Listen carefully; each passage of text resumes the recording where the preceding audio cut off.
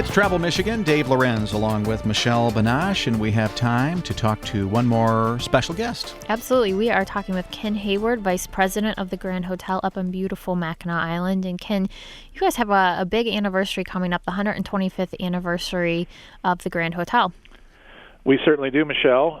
Very excited. July 10, 1887 was Grand Hotel's opening day. We've been open each and every summer since then, so 125 years old on July 10th, and we're very excited about a great season. You know, how does a great hotel like Grand Hotel even get started? I mean, 125 years.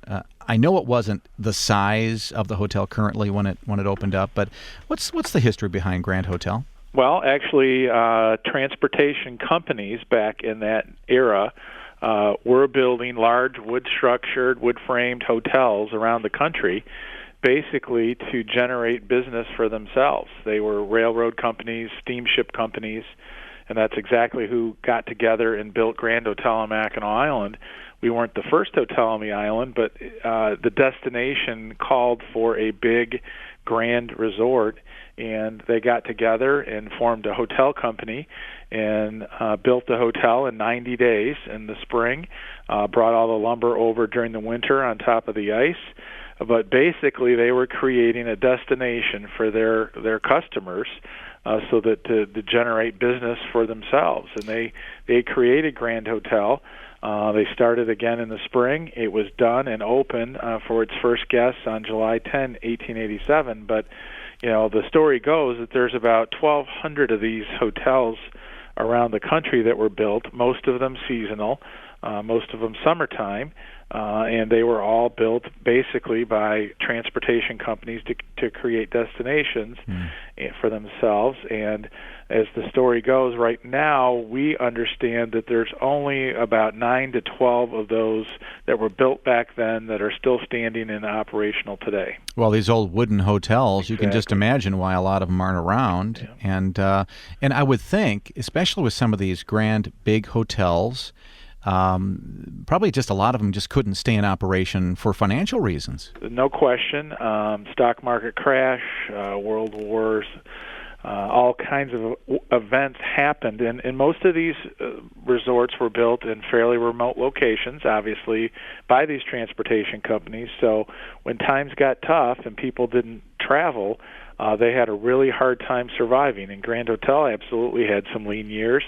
And thankfully, back in 1933, Stuart Woodfill purchased the hotel from the group that had it at the time, and it's been in his family ever since. Actually, he's the uncle of Mr. Musser, Dan Musser, who purchased the hotel from his uncle in 1979, and now Mr. Musser's son, Dan III, is operating the hotel. So we got 3 generations of Mussers that have run the hotel and dedicated to it since 1933. And I think, you know, if fire didn't get it and just the poor economy didn't get it, you know, the family, the innkeeper model of having to be there every day and recruit and hire, you know, up to 600 help like we have now just seasonally, it just didn't become practical for a lot of those places to stay in business. So, you know, the Michigan really does have a crown jewel, and the Musser family deserves a lot of credit for making it what it is today. It's true. You know, there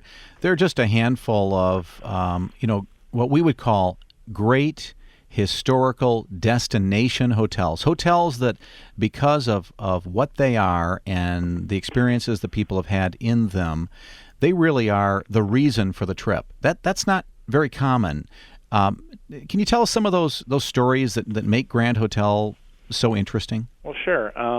You know, I think I tell the story to people that the more hotels are built with water parks and big marble bathrooms with, you know, bathtubs and showers and all the things and all the modern amenities that are great, the more of those that are built, the more unique we become. And there's a lot of truth to that. And, you know, we are very, you know, I dispel the rumor that we're a formal place, because we're not a formal place. We're a traditional place.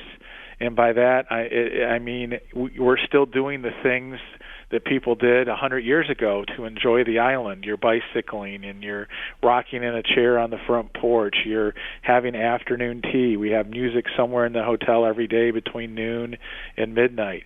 We still dress for dinner, jacket and tie for dinner. Now we've had to modify our ways, and we do offer casual dining options as well, but still most of our guests each night put a coat and tie on and want that 5-course dinner experience. But the experience that we offer, and I do mean it is an experience, is one of tradition. Now, if you bring kids and they bump their water glass with a spoon, not everyone's not going to turn and look at them like at a formal restaurant, because we have a dining room that seats 800 people every night with music and wood floors, and so it's a loud and robust place. So it's not formal, it's traditional, but all those fun things you do in a day on Mackinac, hiking and biking and riding horses and taking carriage tours and going to our 500,000-gallon Esther Williams swimming pool and playing golf. All of that is within steps of the doors of the hotel.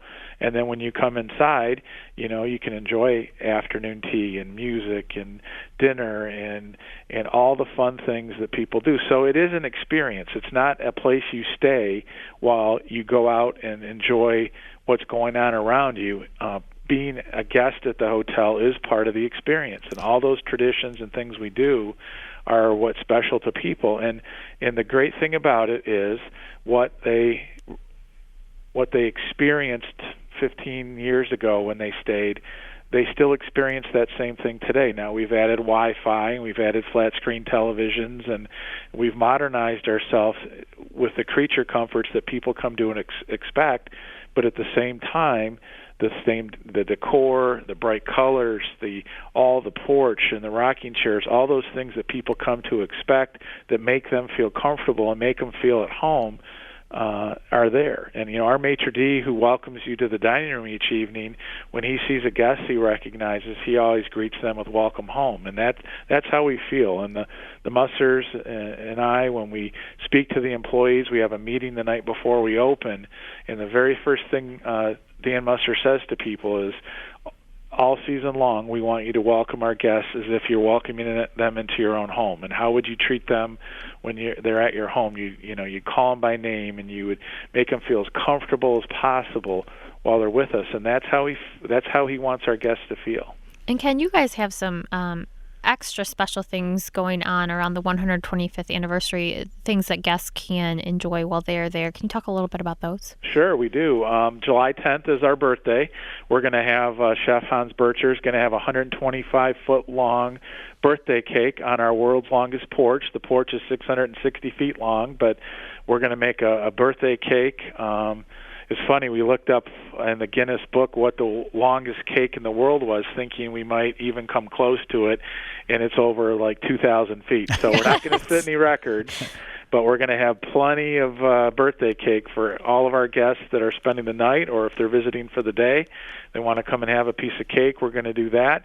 And then all the guests of the hotel that evening will have a reception hosted for them. But our true celebration in honor of the anniversary is going to take place the following weekend, which is July 13 to 15.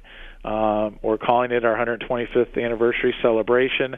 Highlights of that event are we're having fireworks shot off from the Straits of Mackinac up that guests will be able to view from the porch. Veuve Clicquot Champagne is a sponsor of that event, so we're going to have champagne on the porch and watch these wonderful fireworks show.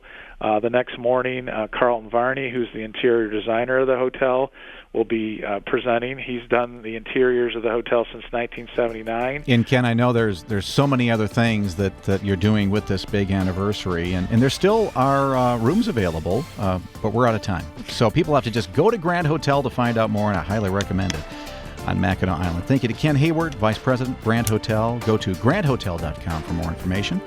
That's it for this week's program of Travel Michigan, where your trip begins at Michigan.org.